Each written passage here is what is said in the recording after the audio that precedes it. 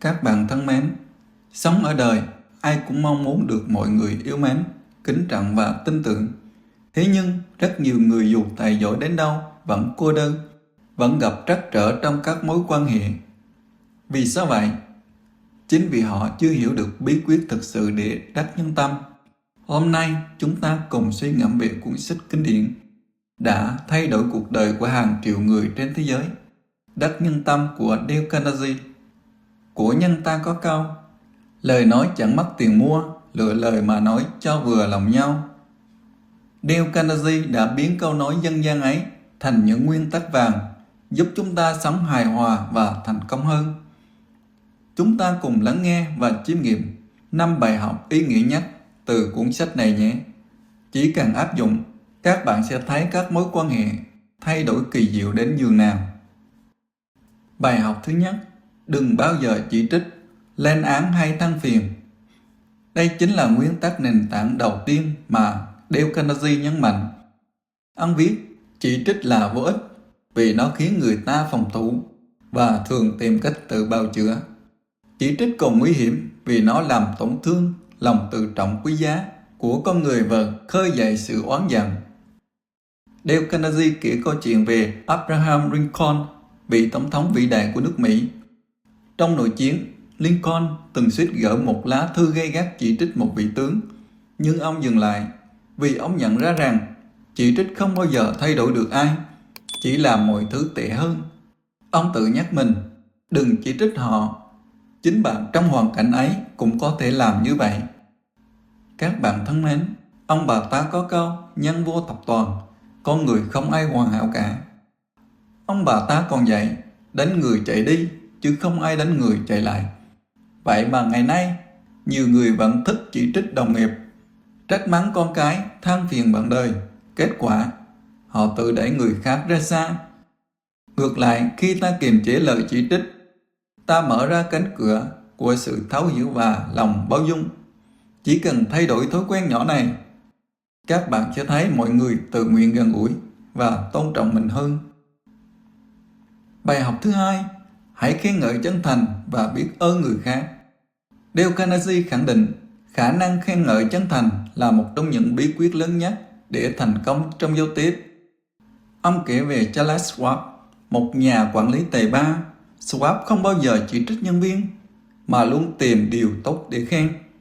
Ông nói, tôi rất nhiệt tình, khâm phục những con người có khả năng làm những việc mà tôi không làm được. Nhờ đó, nhân viên của ông làm việc hết mình, trung thành tuyệt đối.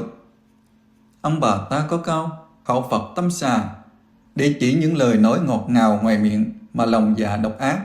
Nhưng Dale Carnegie dạy chúng ta điều ngược lại. Hãy để lời khen xuất phát từ trái tim chân thành. Một lời khen đúng lúc có sức mạnh lớn hơn hàng trăm lời trách mắng. Trong cuộc sống, khi bạn khen vợ một bữa cơm ngon, khen con tiến bộ trong học tập, khen đồng nghiệp một ý tưởng hay, các bạn đang gieo hạt giống của tình yêu thương và lòng biết ơn, và giống ấy sẽ nảy mầm thành những mối quan hệ bền vững. Bài học thứ ba: khơi gợi ở người khác một mong muốn tha thiết. Đây là nguyên tắc cao cấp nhất mà Dale Carnegie gọi là bí quyết lớn nhất để ảnh hưởng đến người khác. Ông viết, tất nhiên, quý vị muốn người khác làm theo ý mình, nhưng cách duy nhất là nói theo quan điểm của họ và cho thấy điều đó mang lại lợi ích cho họ như thế nào. Ông kể câu chuyện về một kỹ sư muốn thuyết phục chủ nhà lắp máy điều hòa. Thay vì nói, ông nên mua vì nó tốt cho công ty, mà ông hỏi, ông có muốn nhân viên làm việc hiệu quả hơn vào mùa hè không? Rồi ông chứng minh điều hòa sẽ giúp giảm sai sót và tăng năng suất, điều chủ nhà máy thực sự mong muốn. Kết quả, hợp đồng được ký ngay. Của nhân ta cũng có câu, dục tốc bất đạt, muốn nhanh thì không đạt. Ông bà ta còn răng dạy, thuận mái chèo thì mát, thuận lời nói thì êm. Khi các bạn muốn con học giỏi, đừng ép buộc, hãy khơi gợi niềm đam mê học hỏi. Khi muốn đồng nghiệp hợp tác, đừng rá lệnh, hãy cho họ thấy lợi ích của chính họ. Làm được điều này, các bạn không chỉ đắc nhân tâm, mà còn khiến người khác tự nguyện đi theo các bạn suốt đời. Bài học thứ tư: hãy mỉm cười. Nụ cười chân thành là sức mạnh vô địch để mở lòng người. Dale Carnegie viết rất rõ, nụ cười của bạn sẽ mang lại niềm vui cho người khác, làm sướng bừng ngày của họ, và nó không tốn kém gì cả. Ông kể câu chuyện về một nhân viên bảo hiểm từng thất bại liên tục vì khuôn mặt lạnh lùng. Sau khi học cách mỉm cười chân thành trước gương mỗi sáng, doanh số của anh tăng vọt. Khách hàng tự nguyện tìm đến mà không cần thuyết phục. Ông bà ta có câu, một nụ cười bằng 10 tháng thuốc bổ. Cổ nhân cũng có dạy, cười một tiếng, trẻ ra 10 tuổi. Thế nhưng ngày nay, nhiều người chúng ta vì áp lực cơm áo gạo tiền trong cuộc sống mà quên sức mạnh đơn giản này.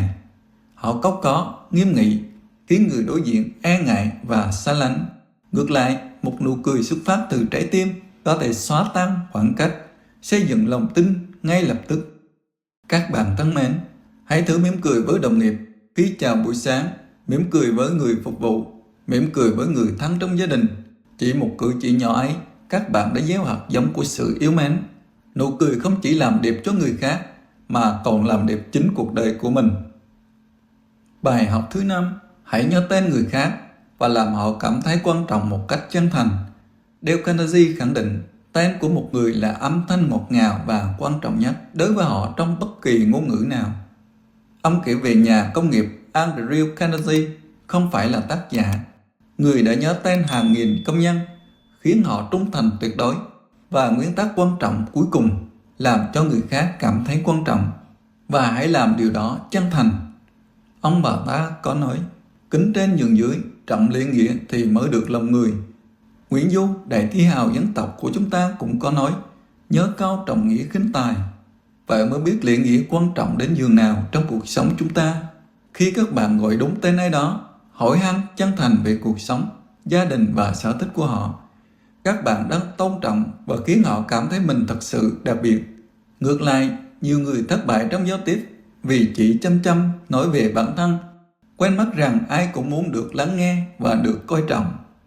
Các bạn thân mến, chỉ cần ghi nhớ tên đồng nghiệp mới, khen ngợi một điểm nhỏ ở con cái, hay lắng nghe bạn đời mà không cắt lời, các bạn đã áp dụng được bài học này. Khi người khác cảm thấy mình quan trọng trong mắt các bạn, họ sẽ tự nguyện yêu quý và đi theo bạn suốt đời.